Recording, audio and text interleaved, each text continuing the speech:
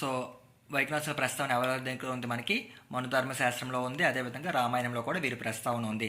తర్వాత శ్రీ వైష్ణవుల రాకతో వైఖానసుల ప్రభావం తగ్గిపోయింది. అదేవిధంగా రామానుజనాచార్యుడు రాకతో ఇది మరింతగా తగ్గింది. రామానుజనాయులు అంటే రామానుజులు దేవాలయ పూజారి వ్యవస్థను మార్చివేశాడు. 5 అంచెల ఉన్న దేవాలయ నిర్వహణ వ్యవస్థను 10 అంచెలకు పెంచాడు.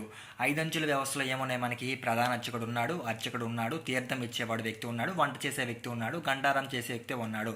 ఇలాంటి వ్యవస్థలో శూద్రులకు కూడా స్థానం కల్పిస్తూ వినియోగించిన పూజలను తొలగించడం వల్ల పళ్ళు మొదలైనవన్నీ కూడా తేవడం వల్ల వీరు మెయిన్ ఇక్కడ ఇంపార్టెంట్ అంటే ఈ వ్యవస్థ అనేది ఇప్పుడు వైఖానస వ్యవస్థ అనేది ఎవరి వల్ల అండి? శ్రీ వైష్ణవుల రాకతో. శ్రీ వైష్ణవులకి రాకకి మెయిన్ కారణం ఎవరంటే రామానుజనాచార్యులు. సో వీరి యొక్క ప్రభావం వల్ల వీరి యొక్క వీరి యొక్క మనుగడ అనేది నెమ్మదిగా తగ్గించిందండి. అంతకుముందు రామానుజనాచార్యులు రాకముందు దేవాలయ వ్యవస్థ 8 అంచెల వ్యవస్థ ఉండేది, 5 అంచెల వ్యవస్థ ఉండేది. రామానుజాచార్యులు వచ్చిన తర్వాత శూద్రులకు కూడా ఈ దేవాలయ వ్యవస్థలో అవకాశం కల్పించడం వల్ల 10 అంచెల వ్యవస్థ అనేది రావడం అనేది జరిగిందండి. అది ఇంపార్టెంట్ ఇక్కడ. తర్వాత నిర్వహణ స్థానంలో దక్కనప్పటికీ వైఖానసుల అవసరం తగ్గలేదు. సో అంటే వీరి యొక్క ప్రస్తావన మనకు తగ్గినప్పటికీ వీరు అనేది చాలా అవసరంగా మనకి ఉన్నారని చెప్పి చెప్పబడుతుంది అనమాట అండి. తర్వాత విశిష్ట ద్వైత మత ప్రవక్త రామానుచార్యులు దేశంలోని అన్ని ప్రధాన ఆలయాల్లోనూ పంచరాత్ర ఆగమనం ప్రకారం పూజలు నిర్వహించాలని తలపెట్టిన తిరుపతిలో మాత్రం అది సాధ్యపడక వైఖానస సాంప్రదాయాన్ని కొనసాగించడం ప్రచారం ఉంది. సో మీకు ఆల్రెడీ మనం చెప్పాం కదండి, తిరుపతిలో ఏ యొక్క సాంప్రదాయాన్ని పాటిస్తున్నారంటే వైఖానస పద్ధతినే ఉన్నారనమాట. సో ఆ రోజుల్లో రామానుచార్యులు మన దేశం మొత్తం తిరిగి విశిష్ట ద్వైత్వాన్ని మతాన్ని ప్రచారం చేసినప్పటికీ వాళ్ళు ఈ విశిష్ట ద్వైత మతం వారు పంచరాత్ర ఆగమనాన్ని పాటించేవారండి. కానీ తిరుమల తిరుపతిలో మాత్రం పంచరాత్ర ఆగమనంతో పూజలు మాత్రం జరగడం లేదు. ఓన్లీ వైఖానస ఆగమనం పద్ధతి ప్రకారం మాత్రమే మనకి పూజలన్నీ జరుగుతున్నాయి అనమాట.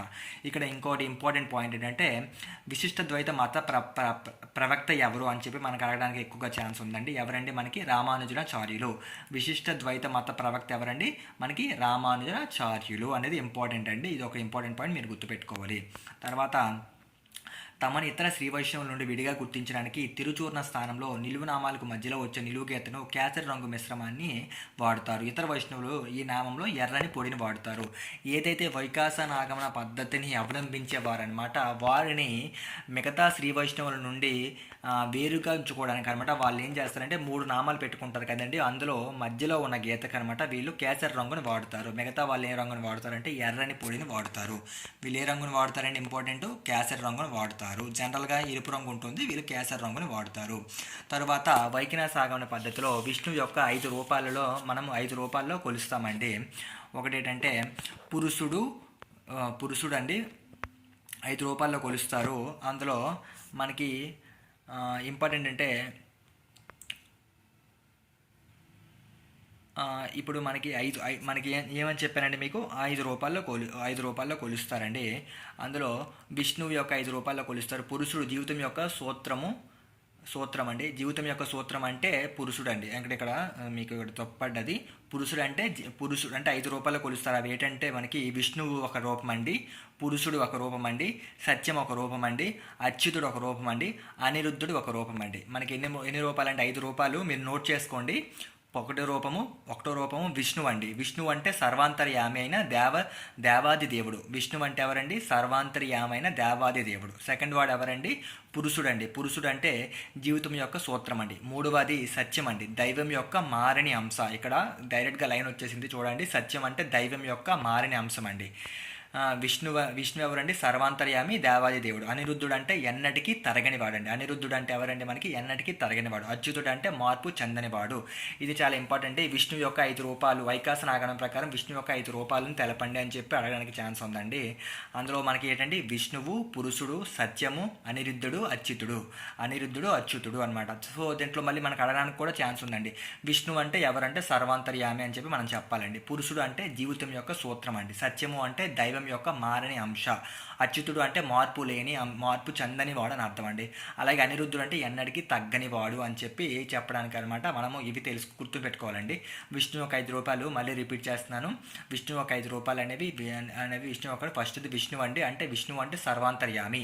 తర్వాత పురుషుడు అంటే జీవిత సూత్రము, జీవితం యొక్క సూత్రమే పురుషుడు. తర్వాత మూడవది సత్యం అండి. అంటే దైవం యొక్క మార్పు లేని అంశం అనేది సత్యం అండి. అచ్యుతుడు అంటే మార్పు చెందని వాడు అని అర్థం అనమాట. అనిరుద్ధుడు అంటే ఎన్నటికీ తరగని వాడు అని చెప్పి ఇవి విష్ణు యొక్క 5 రూపాయలుగా మనకి వైఖాసనాగరంలో మనం పేర్కొంటున్నామండి. తర్వాత అర్చన విధానం అండి. వైఖాసనలో అర్చన విధానాల్లో ఒకటి మానసిక అర్చన, రెండవది హోమార్చన, మూడవది బేర పూజ లేదా విగ్రహ పూజ అండి. సో మానసిక అర్చన అంటే భగవంతునికి సమర్పించి అన్నీ మానసికంగా సమర్పించడం. ఇది సాధనలో పైమెట్టులో ఉన్న వారు మాత్రమే పాటించగల పద్ధతి. అంటే మానసిక అర్చన అంటే మనుషుని దేవునికి సమర్పించి చేసే అర్చనే మానసిక అర్చనగా మనం సింపుల్గా చెప్పొచ్చండి. హోమార్చన అంటే అగ్నిహోత్రాన్ని వెలిగించి అగ్నిలో హోమ ద్రవ్యాలు సమర్పించి చేసే అర్చన హోమార్చన. అంటే హోమం చేస్తాం కదా, హోమం యజ్ఞాలు చేస్తాం కదా, అది హోమార్చన. బేర పూజ లేదా విగ్రహార్చన అంటే విగ్రహాన్ని పూజించడం అండి. అయితే స్వర్ణంతో కానీ, రజంతో కానీ, తామ్రంతో కానీ, దారు కలపతో కానీ, మృత్తిక మట్టితో కానీ, ఈ 5 పదాల్లో ఒక పదార్థంతో శరీర అవయవాలతో విగ్రహాన్ని సిద్ధం చేసి పూజించేదే బేర పూజ అండి. మళ్ళీ ఈ బేర పూజ అనేది మనము 2 రకాలుగా ఉంటుంది. గృహార్చన, ఆలయార్చన. అంటే ఇప్పుడు ఒక విగ్రహాన్ని తయారు చేసుకుని గృహంలో పెట్టి పూజిస్తే అది గృహార్చన అవుతుందండి. దేవాలయంలో పెట్టి పూజిస్తే అది దేవాలయార్చన అవుతుందండి. అది ఇంపార్టెంట్ అండి. తర్వాత వైఖాసన సూత్రం ఆలయాలు తర్వాతకి ఈ వైఖాసన సూత్రం ప్రకారం ఆలయాలు అనేవి మనకి 5 రకాలుగా ఉన్నాయండి. అవి స్వయం వ్యక్త, ఒకటోది స్వయం వ్యక్త స్థలాలండి, రెండవది దివ్య స్థలాలు, మూడవది సిద్ధ స్థలాలు, 4 పౌరాణిక స్థలాలు, 5వది మనుష్య స్థలాలండి. సో ఇందులో ఒకటోది వచ్చేటప్పటికి స్వయం వ్యక్త స్థలాలు అంటే దేవుడే స్వయంగా అవతరించినవే స్వయం వ్యక్త స్థలాలండి. మనం చిన్నప్పుడు చెప్పుకుంటుంటాం కదండి, దేవుడే స్వయంగా ఇక్కడ అవతరించాడని చెప్పుకుంటుంటాం కదండి.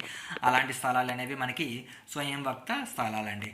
తర్వాత రెండోదండి దివ్య స్థలాలండి. ఏంటంటే దేవతల చేత దేవుడు ప్రతిష్ఠించబడతాడండి. దేవతలు వచ్చి ప్రతిష్ఠించే విగ్రహాన్ని దేవతలకు ప్రతిష్టారు, అది దివ్య స్థలాలండి. సిద్ధ స్థలాలు అంటే మహర్షులు తపస్సు చేసి సిద్ధి పొందిన స్థలాలే సిద్ధ స్థలాలండి. ఓకేనండి. తర్వాత పౌరాణిక స్థలాలు అంటే పురాణ ప్రసిద్ధులైన స్థలాలండి. పౌరాణిక స్థలాలు పురాణ ప్రసిద్ధులైన స్థలాలు పౌరాణిక స్థలాలు. తర్వాత మనుష్య స్థలాలు అంటే మానవ నిర్మితాలు. మనుష్య స్థలాలు అంటే మానవ నిర్మితాలు. సో ఇప్పుడు మనం ఆల్రెడీ డిస్కస్ చేసుకున్నామండి. ఇందులో ఇంపార్టెంట్ ఇవి, ఈ పర్టికులర్గా ఇదైతే మాత్రం చాలా ఇంపార్టెంట్.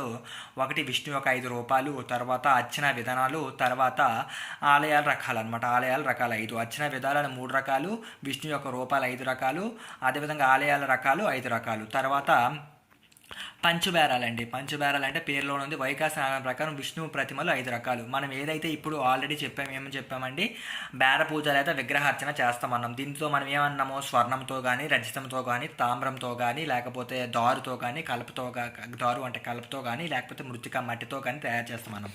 సో ఇవి ఎలా ఉంటాయి అంటే, ఈ ప్రతిమలు ఎలా ఉంటాయి అంటే ధ్రువ బేరం అని, అంటే మూల ప్రతిమ లేదా మూల విగ్రహం. ఇది అంచెలము, దీన్ని కదల్చరు, దీన్ని అర్చమూర్తిగా పిలుస్తారు. ఈ అర్చమూర్తి శక్తి మిగతా మూర్తులకు ప్రసరిస్తుంది. ధ్రువబేరం అంటే ఇప్పుడు మనం సపోజ్కి దీని ఎగ్జాంపుల్ ఏం చెప్తున్నానంటే, తిరుమల తిరుపతి దేవస్థానంలో మనకి ఏదైతే దేవుడు గర్భగుడిలో ఉంటాడో అదే ధ్రువబేరంగా మనం చెప్పవచ్చండి.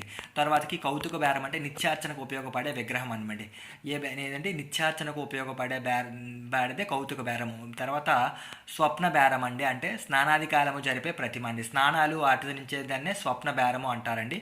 4వది ఉత్సవ బేరం అంటే ఉత్సవాల సమయాల్లో ఊరేగింపుకు తీసుకువెళ్తే మూర్తినే ఉత్సవ బేరము అని చెప్తారండి. బలి బేరము అంటే దేవతలకు బలిపి సమర్పించే ఆలయాల ఆవరణలో ఏర్పాటు చేసిన దేవతామూర్తే బలిబేరం అండి.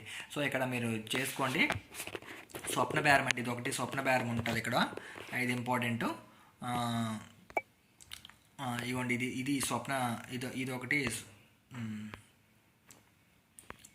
ఓకే, ఇది ఇంపార్టెంట్, ఇవి ఇంపార్టెంట్ అండి. సో ప్రతిమలు ఎన్ని రకాలు అని చెప్పి మనకు అడగడానికి ఎక్కువగా ఛాన్స్ ఉందండి.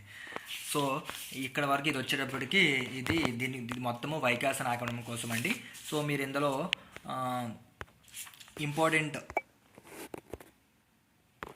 ఇంపార్టెంట్ అయితే మాత్రం మీకు ఆల్రెడీ చెప్తున్నాను కదా, ఇవి ఇంపార్టెంట్ అండి. ఏంటంటే మనకి ఫస్ట్ మరొకసారి చెప్తున్నాను చూడండి, ఇవి ఇంపార్టెంట్ టాపిక్స్. ఏంటంటే ఇదిగోండి, మనం చెప్పుకున్నాక విష్ణువు యొక్క రూపాలు ఎన్ని అని చెప్పి చెప్పుకున్నాం, అది ఇంపార్టెంట్. సో విష్ణువు యొక్క రూపాలు మనకి 5 రూపాలు. పురుషుడు అంటే జీవితం యొక్క సూత్రము, సత్యము అంటే దైవం యొక్క మారిన అంశ. ఇక్కడ సత్యము అనేది దైవం యొక్క మారిన అంశం అండి. ఇది ఒకటి. విష్ణువు అంటే సర్వాంతర్యామి, దేవదేవుడు. అనిరుద్ధుడు అంటే అన్నిటికీ తరగనివాడు. అచ్యుతుడు అంటే మార్పు చెందనివాడు. అచ్యుతుడు అంటే మార్పు చెందనివాడు. తర్వాత అర్చన విధానాలు ఏంటంటే మానసిక అర్చన, హోమార్చన, బేర పూజ లేదా విగ్రహార్చన అనమాట అండి. తర్వాత ఇక్కడ ఇంపార్టెంట్ పాయింట్ ఏంటంటే అదే టెంపుల్స్ రకాలన్నమాట. స్వయం వ్యక్త స్థలాలు ఒకటి ఇంపార్టెంట్. తర్వాత దివ్య స్థలాలు ఒకటి, సిద్ధ స్థలాలు ఒకటి, పౌరాణిక స్థలాలు ఒకటి, మనుష్య స్థలాలు అనేవి చాలా ఇంపార్టెంట్ అండి. తర్వాత ధ్రువబేరము, కౌతుక బేరము, ఉత్సవ బేరము, బలి బేరం. ఇవి ఏంటంటే విగ్రహాల యొక్క రకాలండి. ఇది వైశాఖ ఆగమనం అండి. సో ఫ్రెండ్స్, కొద్దిగా స్పీడ్గా చెప్తున్నాను. టైం అంటే తక్కువ టైంలో మీకు మ్యాటర్ చెప్పడానికి కొద్దిగా స్పీడ్గా చెప్తాను. సో అర్థం చేసుకోండి. ఓకే ఫ్రెండ్స్, నా వీడియో కనుక మీకు నచ్చినట్లయితే షేర్ చేయండి, లైక్ చేయండి, సబ్స్క్రైబ్ చేయండి. ఈ వీడియోస్ని మీ ఫ్రెండ్స్కి షేర్ చేయండి, చాలా యూస్ఫుల్గా ఉంటుంది. Thank you very much.